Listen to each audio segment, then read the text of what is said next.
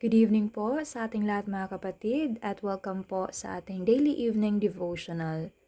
Ang ating pong devotional ngayong gabi ay mababasa pa rin po sa devotional book ni Sister White na Conflict and Courage na may pamagat na Christ Sees Our Possibilities.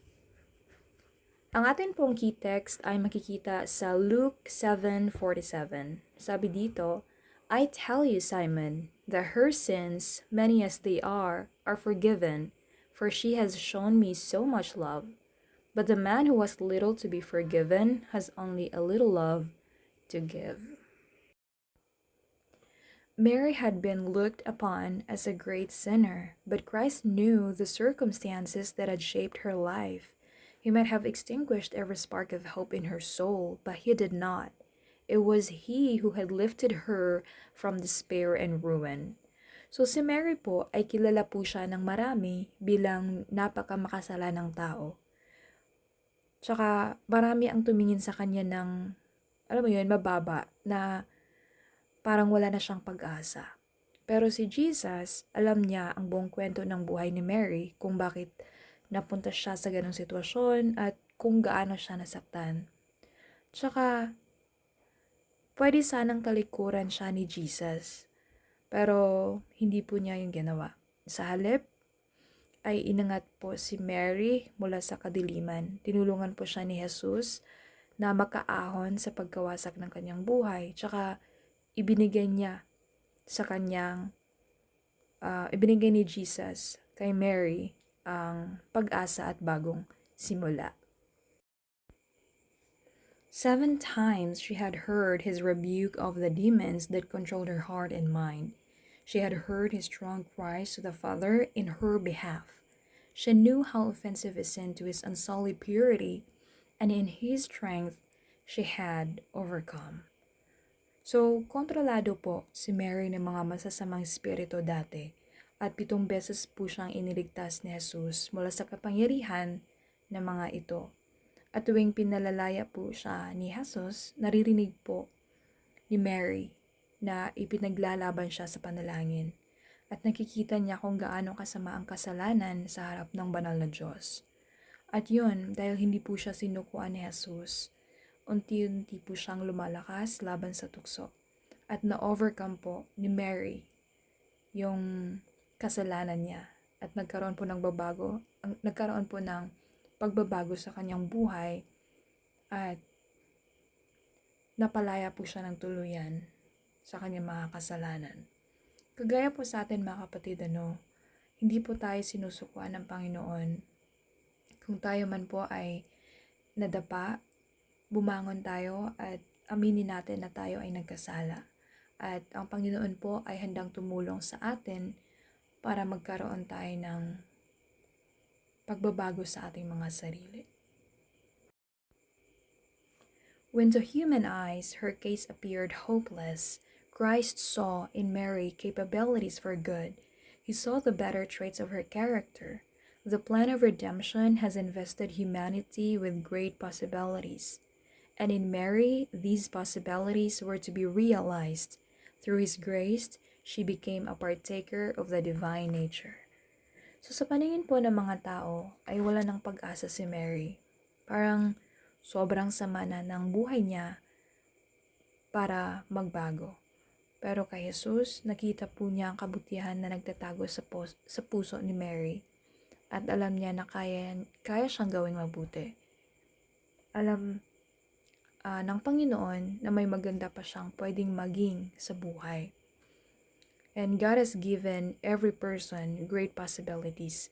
Pwede tayong maging mabuti, banal, at kagaya ni Jesus dahil sa kanyang biyaya. Only through His grace. Hindi po natin kaya yon through our own strength.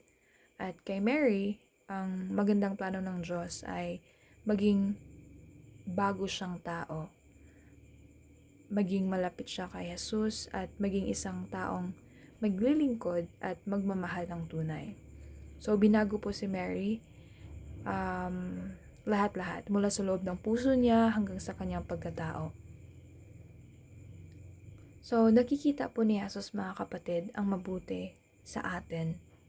Kahit hindi ito nakikita ng ibang tao, kahit minsan tayo mismo hindi rin natin nakikita. Pero alam po ng Panginoon na kaya niya tayong baguhin at may mabuti sa atin. At may plano siya para sa buhay natin at ang planong iyon ay mas maganda sa lahat ng kaya nating isipin. The one who had fallen and whose mind had been a habitation of demons was brought very near to the Savior in fellowship and ministry. It was Mary who sat at his feet and learned of him. It was Mary who poured upon his head the precious anointing oil and bathed his feet with her tears. Mary stood beside the cross and followed him to the sepulchre. Mary was first at the tomb after his resurrection. It was Mary who first proclaimed a risen Savior. So si Mary po dati ay sobrang makasalanan at parang wala na siyang pag-asa. Pero hindi sumuko si Jesus sa kanya at tinulungan siya na makalaya sa masasamang espiritu at binigyan siya ng bagong buhay. At dahil doon, sobrang kumapit si Mary kay Jesus. So lagi siyang nakikinig sa kanya, ipinakita niyang pagmamahal niya sa pamamagitan ng paglalagay ng mga mamahaling langis at saka pag-iyak sa kanya mga paa. So, this is actually proof of how much He has forgiven her. Kasi nga po, 'di ba? Whoever has been forgiven much will love much. So, yung pagmamahal ni Mary sa Panginoon na pagmamahal niya ng lubos sa Panginoon ay nagpapakita lamang kung paano siya pinatawad ng Panginoon. At hindi din ito ibig sabihin na dapat maging sobrang makasalanan muna tayo bago magmahal ng lubusan. Kundi kapag naramdaman mo kung gaano kalaki yung awa at kapatawaran ni Jesus sa buhay mo, kusa kang magkakaroon ng sobrang pasasalamat at pagmamahal sa Kanya. Jesus knows the circumstances of every soul. You may say, I am sinful, very sinful. You may be, but the worse you are, the more you need Jesus. He turns no weeping, contrite one away. He does not tell to any all that he might reveal, but he bids every trembling soul take courage. So alam po ni Jesus ang buong story natin, yung mga maling nagawa, yung hirap na pinagdadaanan, pati yung mga bagay na hindi alam ng kahit sino. Minsan iniisip natin, grabe, sobrang dumi ko na, sobrang napakamakasalanan ko na. Hindi na ako deserve kay Jesus. Pero ang totoo, the more na makasalanan tayo, the more na lalo natin siyang kailangan.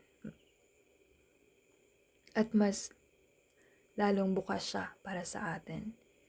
Hindi niya tinatanggihan ang kahit sinong lumalapit na umiiyak at nagsisisi. Hindi niya tayo binabagsakan ng condemnation, kundi ng encouragement. So parang sinasabi niya na, don't be afraid, don't worry, may pag-asa ka pa. So kahit feeling mo bagsak ka na, tandaan mo, walang sinuman ang masyadong makasalanan para iligtas at mahalin ni Jesus. Lumapit lang tayo sa Kanya at siya na ang bahala sa restoration natin. Freely will He pardon all who come to Him for forgiveness and restoration. He is today standing at the altar of incense, presenting before God the prayers of those who desire His help. So si Jesus po ay laging handang magpatawad sa atin ng libre. Walang bayad, walang kondisyon, walang second guessing. Kapag lumapit tayo sa Kanya para mag-sorry at magpatulong magbago, ay hindi po siya nagdadalawang isip tanggapin ito. At ang amazing pa ay hindi lang siya nagmamahal mula sa malayo. Ngayon mismo, siya ay nasa presensya ng Diyos Ama at ipinapasa niya ang mga panalangin natin. He is interceding for us. He continues to pray, mediate, and plead on our behalf. Ibig sabihin, hindi tayo nag-iisa sa struggles natin. May tagapamagitan tayo na nagmamalasakit at personal na nakikipag-usap sa Diyos para sa atin. Kaya kahit gaano kabigat ang problema natin, kasalanan, ay pwede tayong lumapit kay Jesus ng may tiwala dahil handa siyang magpatawad at mag-restore ng buhay natin. The souls that turn to Him for refuge, Jesus lifts above the accusing and the strife of tongues. No man or evil angel can impeach these souls. Christ unites them to His own divine human nature. They stand beside the great sin bearer in the light proceeding from the throne of God. So kapag lumapit po tayo kay Jesus para sa tulong at proteksyon, hindi niya lang tayo tinatanggap, kundi inaangat pa niya tayo. Kahit may mga tao na nagsasabi na hindi tayo karapat-dapat o na hindi na tayo magkakaroon ng pag-asa, hindi po sila ang may final say. Si Jesus po ang tatayo para sa atin. Kapag nasa Kanya tayo, wala nang pwedeng magsabi na kaya tayong paghiwalayin sa pagmamahal niya. Dahil ipinagkakaisa niya tayo sa Kanyang sariling banal na buhay. Kaya hindi na tayo nakatali sa nakaraan natin. Hindi na tayo nakatali sa mga paratang o opinyon ng iba. Dahil kay Jesus, tayo ay ligtas, pinatawad at mahal. At doon tayo mananatili. So ayan po mga kapatid, dito po nagtatapos ang ating devotional. At ating pong devotional ay tungkol po kay Mary, who was once seen as a hopeless sinner, but Jesus saw her potential and gave her a new beginning. And because He forgave her so much, she loved Him so much as well. Kaya siya naging tapat kay Jesus hanggang sa huli, at siya pa ang unang nagbalita na nabuhay siya. Ganon din ang pagmamahal ni Jesus sa atin. Alam niya ang mga pagkakamali natin pero hindi niya tayo tinataboy.